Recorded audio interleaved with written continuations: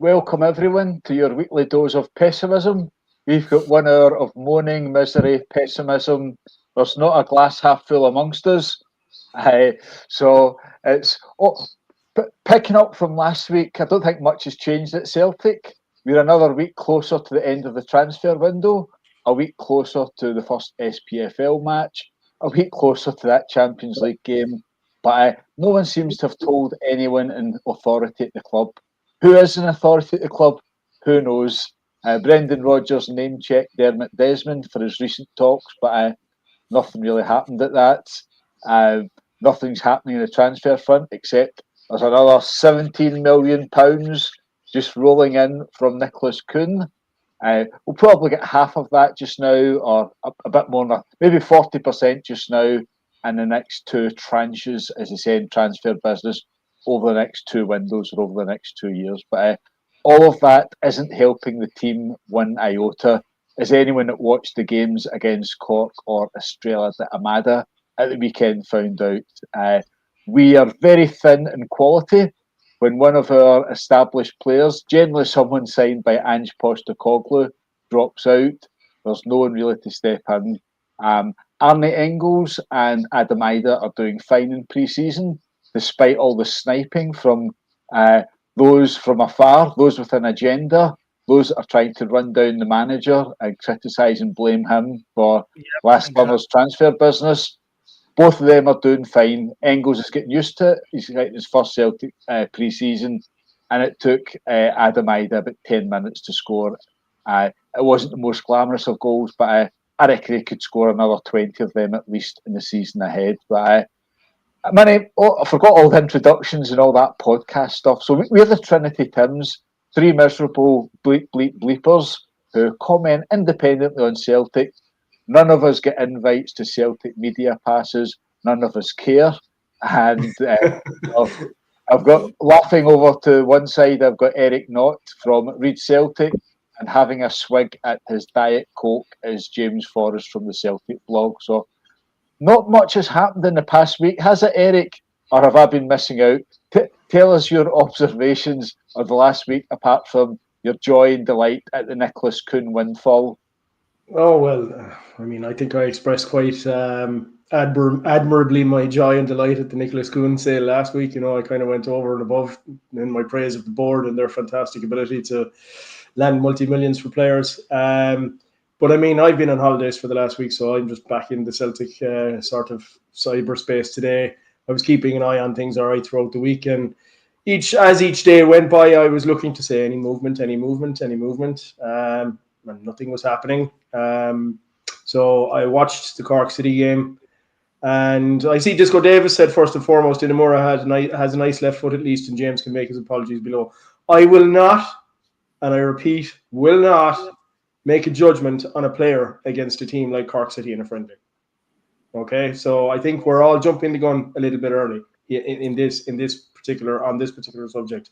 Inamura, yes, he had a decent game, but that was a game where the opposition had little or no possession in the first half in comparison to Celtic. So he had quite a lot of time on the ball.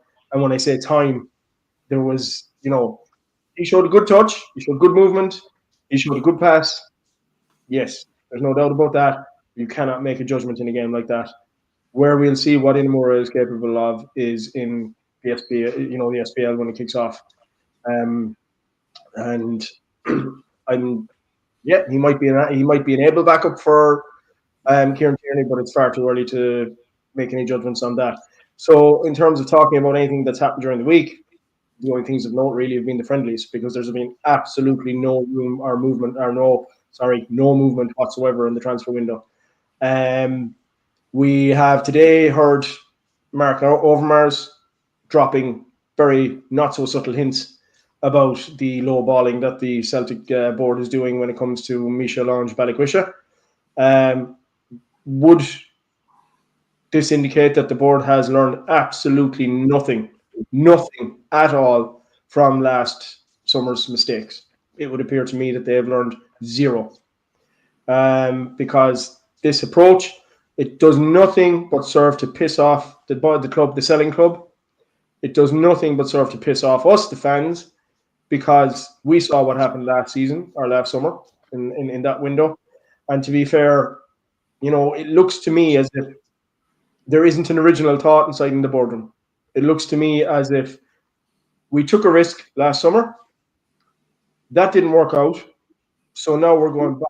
We're reverting to type. We're going back to punts on players, 3 million at a max, in the hopes that we'll unearth the gem and we'll take it from there and see how it goes. Nobody seems to be capable of thinking outside of that box. They took the risk last summer. As far as they're concerned, risk didn't pay off. Now they've shot the bed and they're back to type. And that's what this transfer window is showing us so far. I don't see anything in this transfer window that gives me any signs of hope that they're going to do anything other than try and buy a load of players in. What are we up to now with Shin Yamato comes in? We're up to 6. So we could quite possibly repeat 2023 and have 10 players in the door, all at a cheap price, and we could very well have a repeat of the Mark Lowell debacle in 2023. It looks to me that this is what I'm saying. This is the observation that I'm making. So either one of two things is going to happen.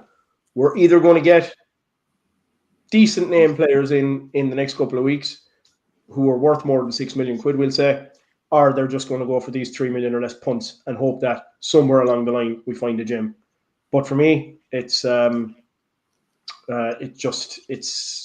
they've reverted to type and they've just gone back to the old drawing board and they're doing exactly the same with the footballing operation as they did before. And it also is ominous when it comes to Brendan Rodgers' long-term future with the club, whether that turns out to be a short-term or a long-term future. So that's my view on what's happened in the last week, even though I've been out of the loop a bit. Nothing's happened. I haven't missed anything by the looks of things. Just to back up Eric's point there, Inamura, I'm getting my Japanese guys mixed up. Our new central defender stroke left back had a very good 45 minutes against Cork City. He looked very comfortable in the ball. He can pass the ball, can move forward.